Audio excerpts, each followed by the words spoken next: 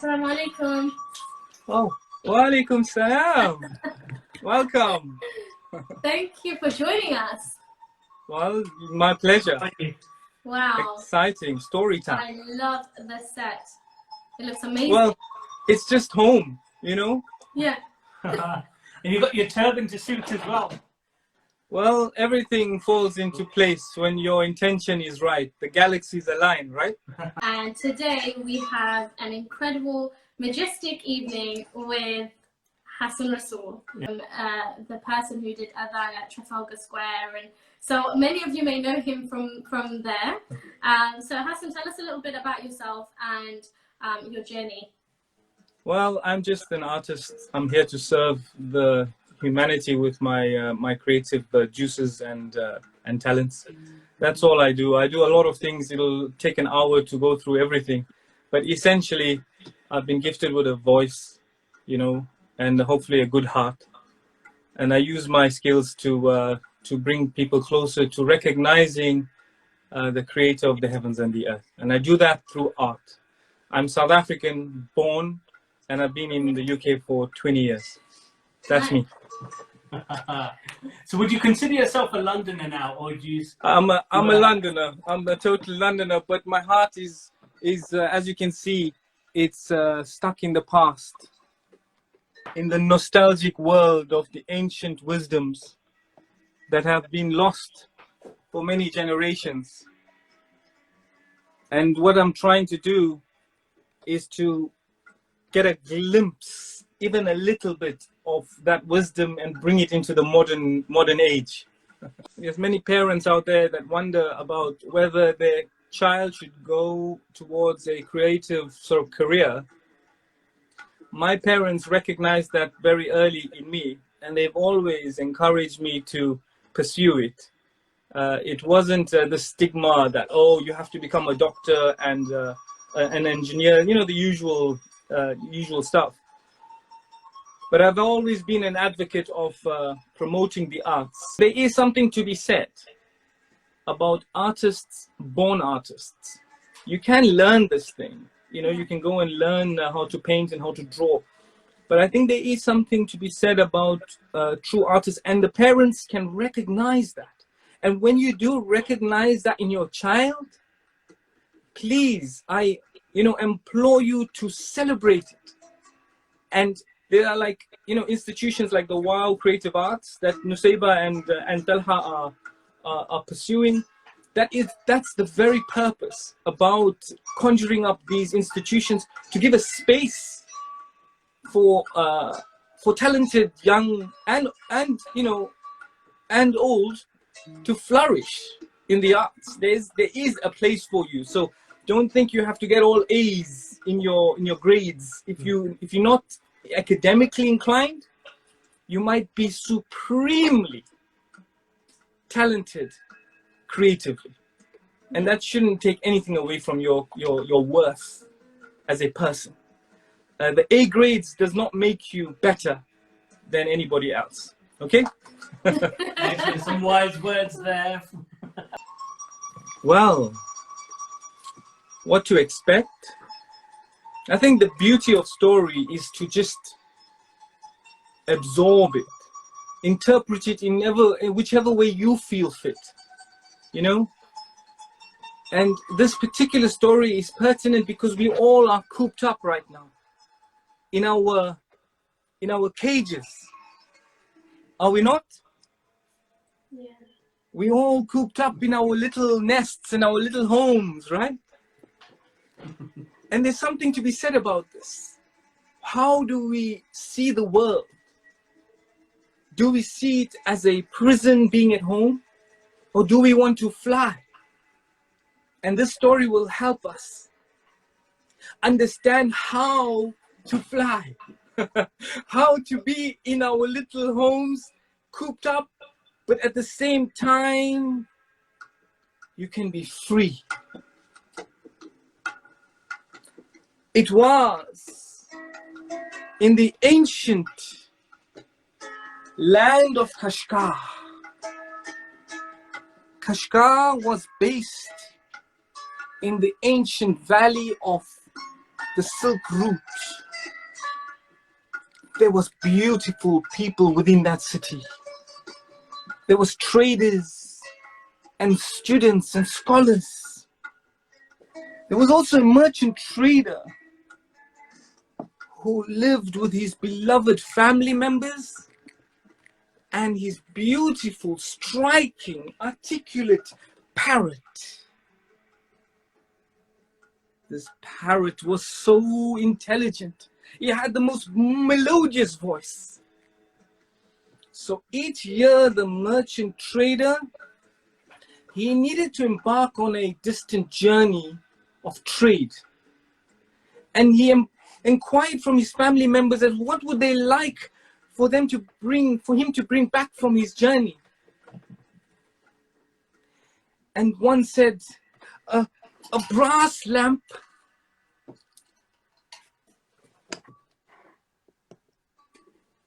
and in this land they used to make the most beautiful things.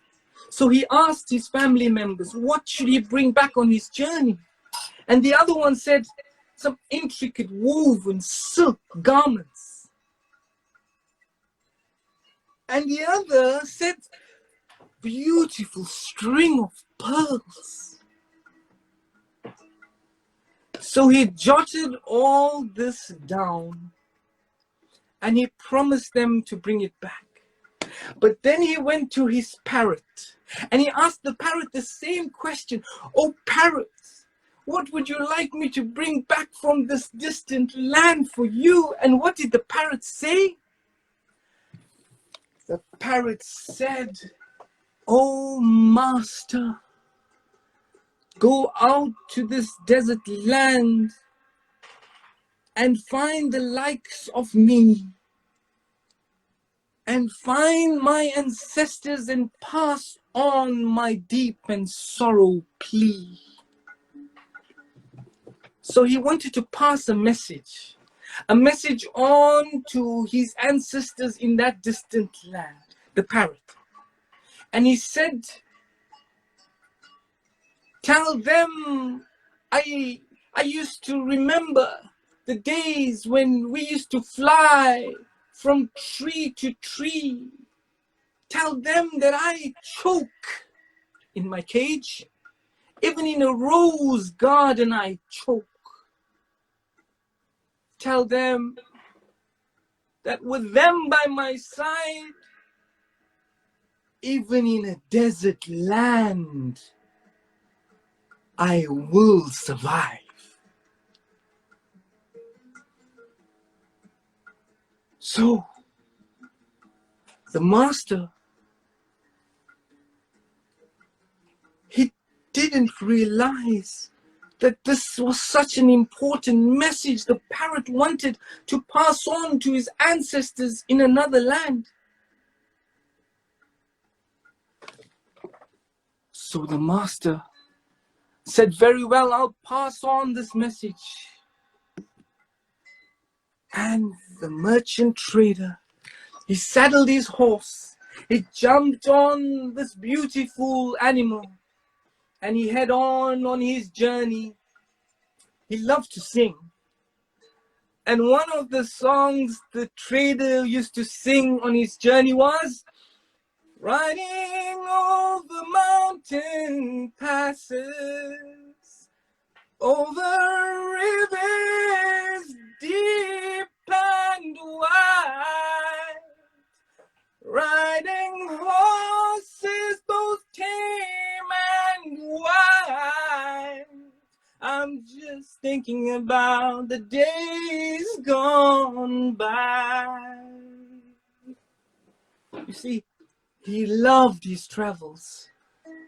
And he used to spend his time while he was riding over mountain passes, over rivers deep and wide, singing the praises of Allah and appreciating the nature around him.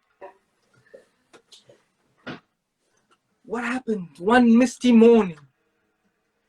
Through the travels, he came across a beautiful flock of parrots Lo and behold, he's seen the likes of his own parrot. So he sees the opportunity to pass on the message, right? Which his parrot asked on to pass on, right? But I have to say that this parrot was like no eye that you've ever seen, like no ear has ever heard. It was stunning. The colors, the feathers, its sound was so beautiful. It was exotic from an untouched, beautiful land. New. So the master seized the opportunity to pass on the message. What was the message? The message was from his own parrot. Tell them, oh master, that I am stuck. I am confined. You would think that the master was unkind. But the master, he passed on the message to those beautiful parrots, and those closest parrot, the closest parrot that was listening to what the master had to say, began to quiver, began to shake, and it grew silent and fell down dead.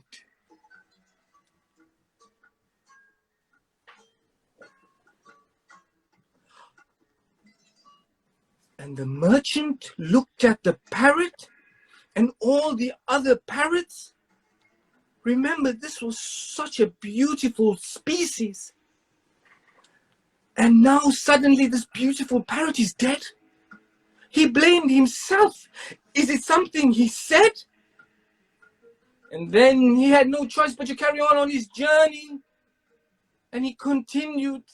After a successful trade, he went back home to shower his family with the gifts that he bought. And he passed on all the beautiful gifts. But when he came to his beloved parrot,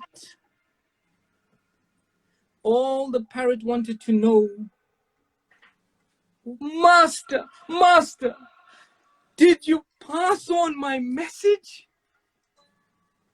And the master looked away.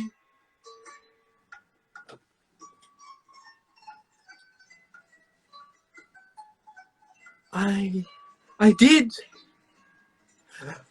What did they say? What did they do?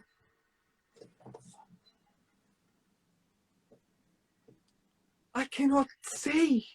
Because the master was very embarrassed, right? Because after he passed on the message, one of his ancestors died.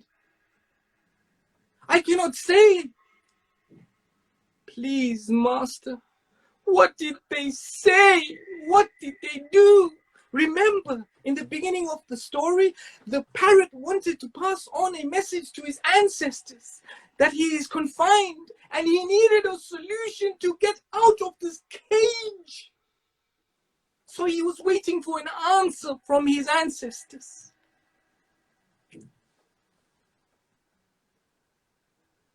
The master said, I did pass on your message, but when I was passing on your message, the one parrot closest to me began to shake and it grew silent and fell down dead.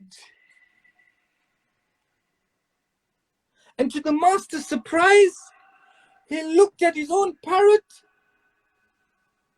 and to his surprise, his own parrot, his own beloved parrot, fell down dead. So with a heavy heart,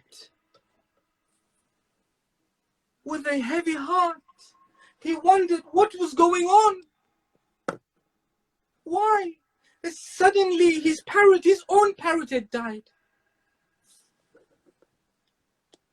So he had no choice but to open the cage and release his parrot, his beloved parrot from the cage. So he did. And he laid his parrot down onto the ground, and suddenly the parrot fluttered its wings and flew to the closest branch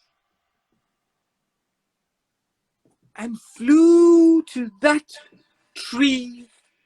And the master said, "Ah, I was not aware you were capable of such trickery," because it was all a trick.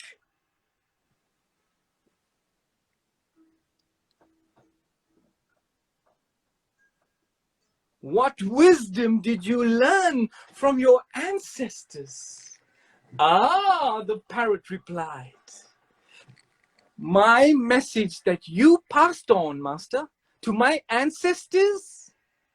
You know, my message," this is the parrot speaking, "my message that you passed on to my ancestors, well, their reaction to my message was their message back to me,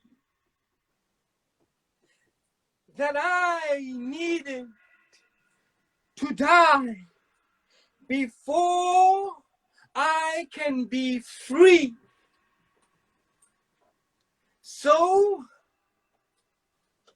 I died, and I am now free." So the master bid him farewell with a greeting of "Assalamu alaikum wa rahmatullahi wa barakatuh." Well, that's such a beautiful, intelligent parrot. The parrot is no more caged and constrained. This may be a story about me or you,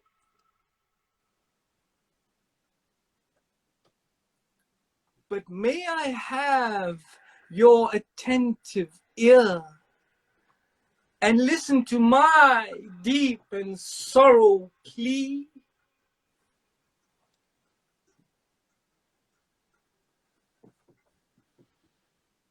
We're all in this thing together, so why can't we all just live as one?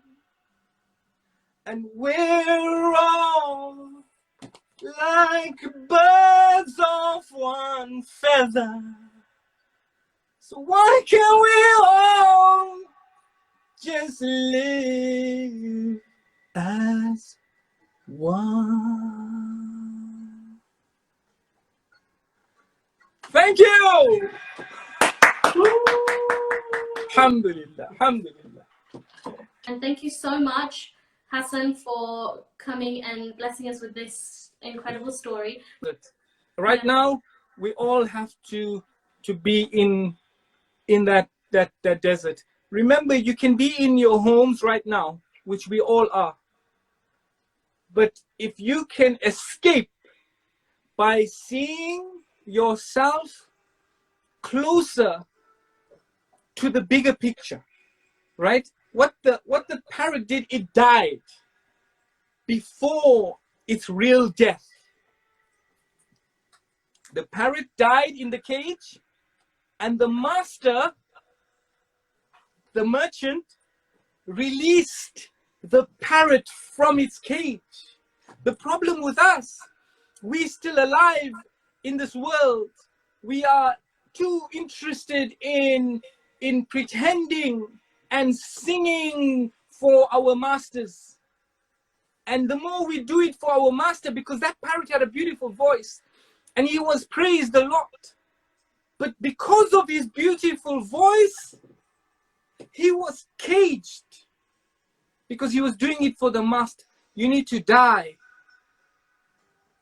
Let everything go. Let your love for the world go. Let your love for status go. Let your love for the pomp and the glory and compliments go. And then you'll find that the flow will be your new way of being. When you move everything else aside and you just turn to your Lord, then you start to fly. Inshallah. You know, don't let the jewels of this world, you know, deceive you.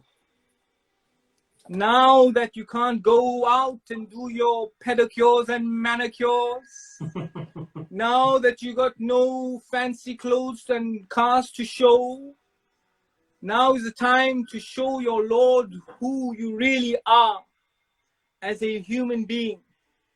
Show him, spend the time to perfect and beautify your heart, like how we spend our time beautifying our faces.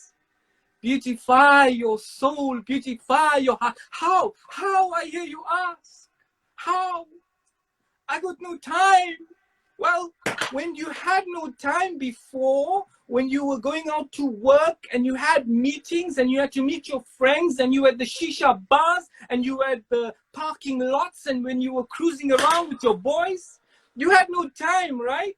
And you couldn't pray because you were in between journeys on the train, on the plane. But now that you are free and have all the time in the world and you still don't pray and you still don't take the time to get better, that is worrying. So find books, read beautiful ancient books. Find the things that excite your soul and move towards that. Whether it be poetry, whether it be dance, music, painting, writing, talking, laughing. We all have something to bring this world. We had a question earlier if you'll be doing any future public performances. Yes. And where can they keep a track of your movements and your performances and the projects that you're working on? I'm right here. You want to keep a track on me? My wife wanted to put a tracker on me, and I said no. I think that's for other reasons, though, isn't it? Yeah. You know, no. If you want to keep a track on me, I'm on Instagram, on Hassen Rasool, YouTube, you know, Facebook, the whole shebang. But I think more importantly, if you follow, just follow my page, and let's stay connected. Just stay connected. This is the main thing. And let's try and do collaboration. I'll be collaborating with you guys, with these amazing two people here. You know, yeah, yeah.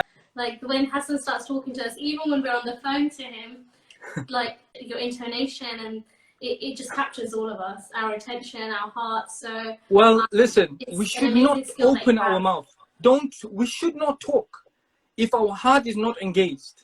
Whatever you're doing, you're speaking to your neighbor, speaking to your friend, speaking to a stranger. Because when we speak without the heart connected, you know what happens? It's flat. There's no resonance. But when we engage the heart, there's an energy that flows which you can't really buy or teach. Okay? It has a profound effect. And even when you're giving adhan or you're reciting Quran, whatever you do, engage your heart. And inshallah, we'll make the world a better place. Allah says in the Quran, I will not change the condition of a people until they change the condition of themselves. What does that mean? It means purifying your heart, purifying your intentions, your noble aspirations, your serving humanity. Become better. And this is a perfect opportunity. In quarantine, we've heard it so many times, Quran time. Let's do it. Ramadan is coming now. Let's light that flame and keep that flame alive and blazing with good company, good literature, good teachers, good friends. You can do it, I swear. The Netflix is killing us. When you 100%. flick through that thing, A bit guilty of that. Yeah. Yeah. we all, the series after series, it's cool. We have to celebrate cinema. In fact, there's something I want to talk to you guys about. I've done a film called, I'm not going to tell you what the name's called, but inshallah, we will release some stuff, and I'd love your help to support on that as well.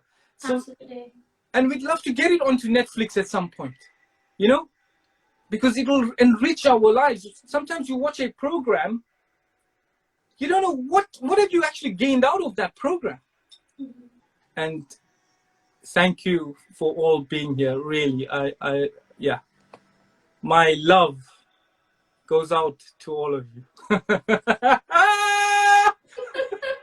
Woo! Because remember, I'm in South Africa. I'm born South Africa. I've got nobody here apart from my immediate wife, my children, and my in-laws, right? Yeah. So it means a lot for me to connect on this level with people that are so dear to me, you know? It's great. I think one thing that we found that, I mean, Instagram Live wasn't really that popular, but it's actually bringing people together, or at least I think that if there's any key takeaway on social media, I think it's the fact that people are participating in discussion, whether it's through lives or whether it's through just being more active, like not just posting pictures and then just receiving comments and likes, but really actually interacting outwardly and actually proactively seeking conversations with like-minded people. I'm not sure if you're aware that we got an event on Saturday, and Nusayba. That's right, yes. Nusayba is also part of that because she's a glorious reciter of the Quran. So I've got her to be one of the beautiful reciters there. So please join us. Say our goodbyes. I think it'll be a really nice way to end this live with the power of the Adhan. So thank you everyone for joining. It's been very memorable. It's been an experience, I think it's safe to say, and I hope everybody's enjoyed it. Adhan is a very deep and you know all-encompassing action. It takes the whole life out of me, you know. I also do a masterclass in Adhan, so if any of your children are interested in that. Right, love you all, and I will sign off after this Adhan. Allahu Akbar, Allahu Akbar, Allahu Akbar, Allahu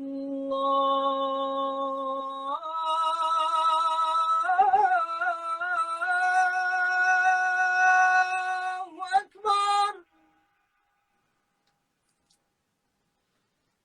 أشهد أن لا إله إلا الله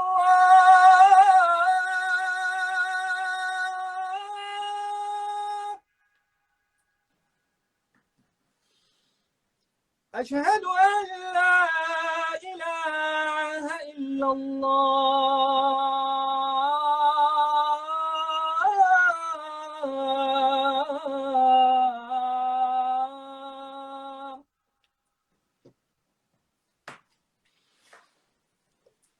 أشهد أن محمدا رسول الله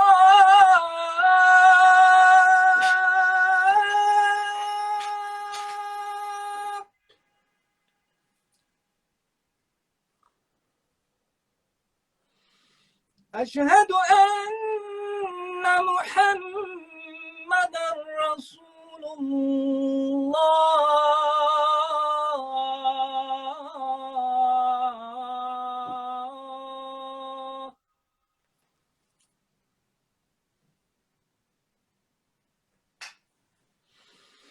حي على الصلاة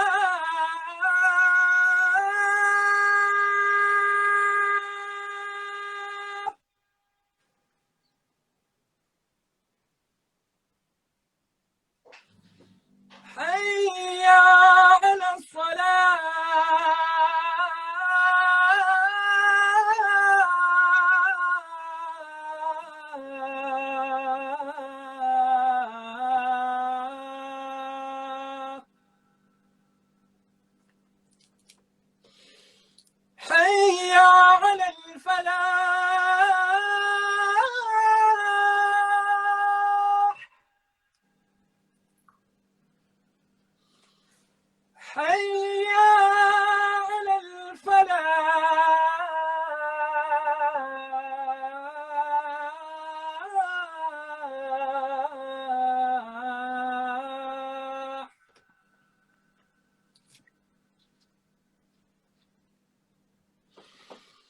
Allahu Akbar,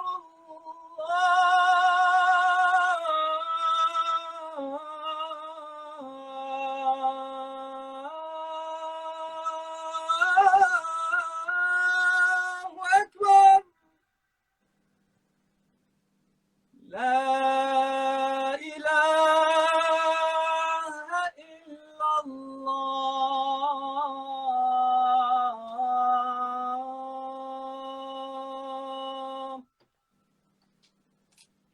La ilaha illallah. La ilaha illallah.